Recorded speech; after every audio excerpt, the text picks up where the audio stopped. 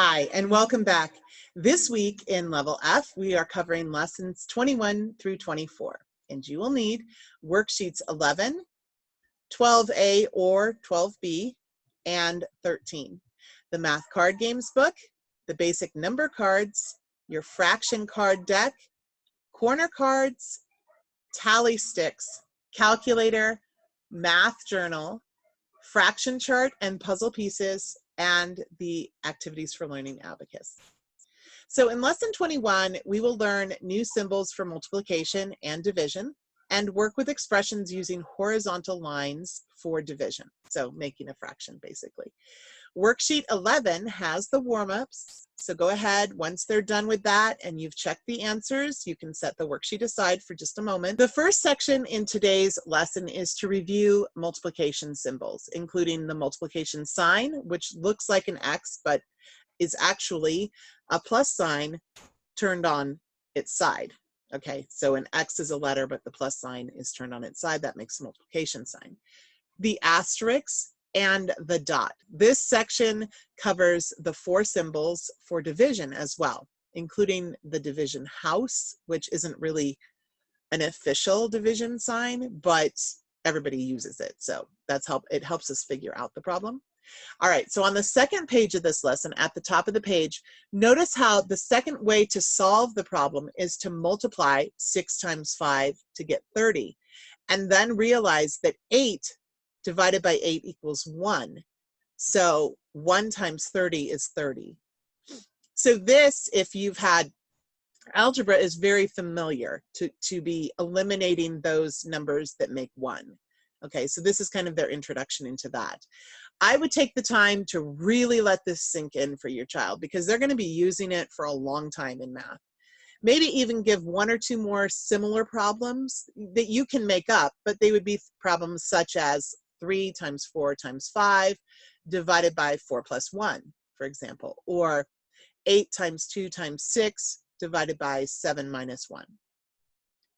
I'm sure that you can come up with samples, but I think that this concept is really, really important, and so I would add in a few more problems before they actually have to do the work on their own.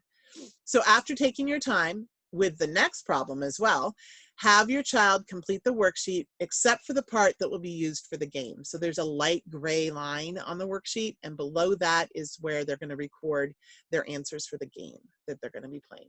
So today the game is Make 30, very similar to Make 20, which you've been playing, and have your child write the expressions in the worksheet. The tally sticks, of course, can be used as parentheses. And if you don't happen to have them, use pencils or pens or whatever is laying around. All right, so for lesson 22, that's our first review and game day in this book. Notice that there's 2 versions of the same review. So there's an A and a B version. I typically give the first page to my student and see how he does. If he does well, then I count it as a quiz and I don't have him complete the second version at all. So we hardly ever actually use B. But if he has trouble with the review, then I go over the concepts that he missed and play the games associated with those concepts before giving him the second review. And that's always the next day or maybe even a day later, not the same day that he took the review in the first place. Okay, you can choose how you use these reviews. They can be used as tests, quizzes, another worksheet. It doesn't really matter. It's up to you how you want to use them. Make sure that you check the answers, though, of the review right away so that your student can make any corrections necessary. So as soon as they're done taking the quiz, go ahead and check it and then have them make corrections. Also notice at the top of the review, the very first questions are oral questions. So the idea there is that they don't write down the problem that you say it was, I don't know, 70 minus 15. They wouldn't write down 70 minus 15 and figure it out on the paper. They would do it in their head. That's the whole point of the oral questions, is the mental math. So go ahead and have them just write the answer, not write anything else. Okay, so after today's review, go ahead and play Guess Right game, which is D16, to finish up your lessons for today. And if you have more time, play more games. That would be awesome. All right, so in lesson 23, we will be working on understanding and comparing unit fractions. The warm-up is discussing symbols for division, which we just did in lesson 22. And when your student is working with fractions, every single time there's a lesson on fractions, I have my kids build the fraction chart with the puzzle pieces, okay? But not on top of the solid fraction chart, because that's just a matching game then. It really doesn't help your child see the relationship between the fraction pieces. For example, how does the size of 1/5 compare to the size of 1/4 or to 1/6?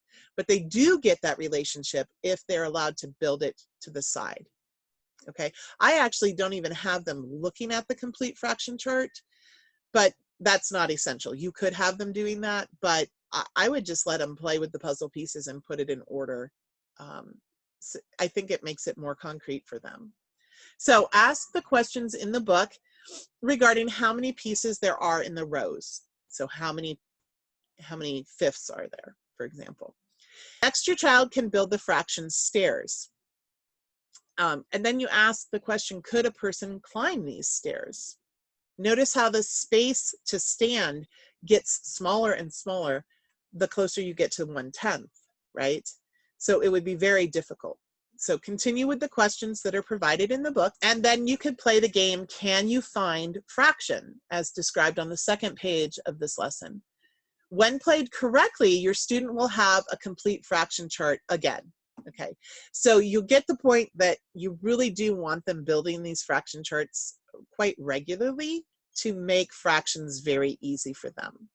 A unit fraction is a fraction with the number 1 in the numerator, the number on top, such as 1/8. Non-unit fractions have a number greater than 1 in the numerator, such as 3/4, 2/3, 4/7, things like that. Okay, so a unit fraction has 1 in the numerator. Your student needs to understand what makes a whole, so the next exercise works on that. After going through the questions, you can play the game concentrating on 1, which is game F3 in the Math Card Games book, and we do have a blog about that as well, so I'll leave that in the description. End with the in conclusion questions about broken granola bars. So then our last lesson this week is lesson 24. Wow, that went fast, didn't it?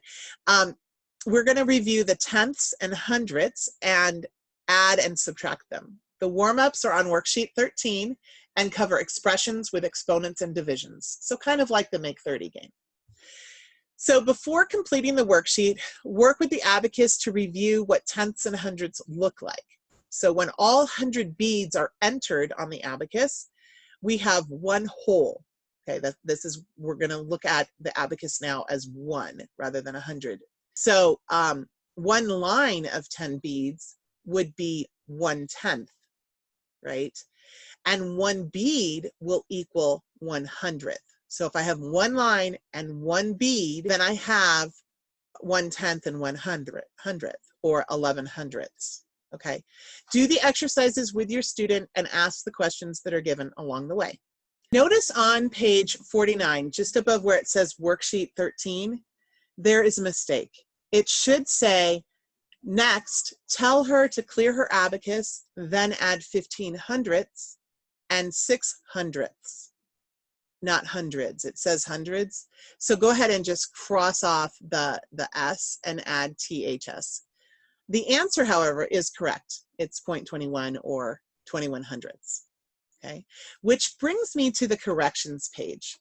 Let's go ahead and let me share my screen. Okay, so here we have our Right Start Math homepage.